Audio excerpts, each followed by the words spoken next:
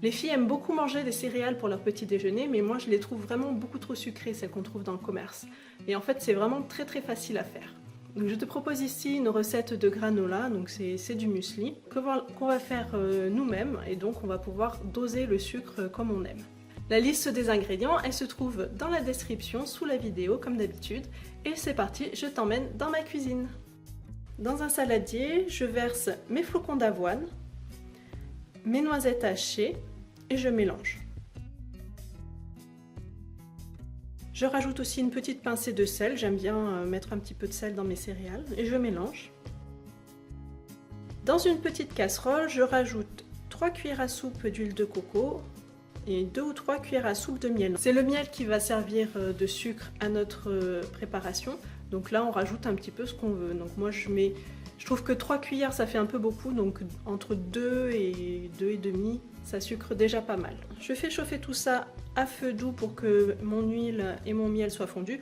Bien sûr si toi tu mets une huile végétale, genre de l'huile de tournesol et un miel liquide, t'as pas besoin de faire chauffer, c'est juste pour rendre ma préparation plus liquide pour pouvoir bien mélanger ensuite avec mes céréales.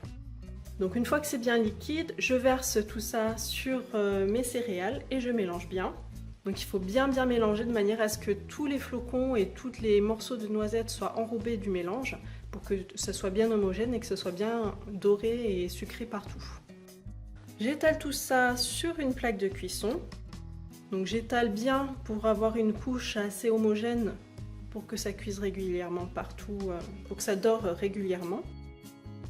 Et je mets au four à 180 degrés pendant environ 15 minutes. Je mélange à mi-cuisson pour que ça soit bien doré partout et par contre il faut bien surveiller parce que ça a tendance à dorer très vite et on peut très vite arriver à quelque chose d'un peu brûlé.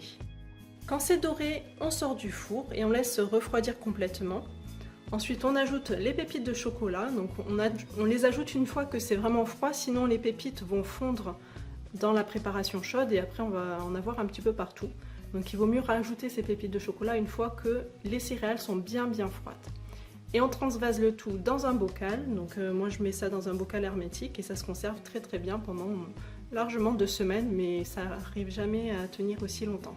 Et voilà, la recette est terminée, tu vois c'était vraiment très facile et très rapide à faire et en plus on peut mettre vraiment ce qu'on veut, donc là je l'ai fait noisette chocolat mais tu peux mettre les fruits secs que tu veux, des amandes, des pistaches, des cranberries, enfin il y a plein de recettes possibles.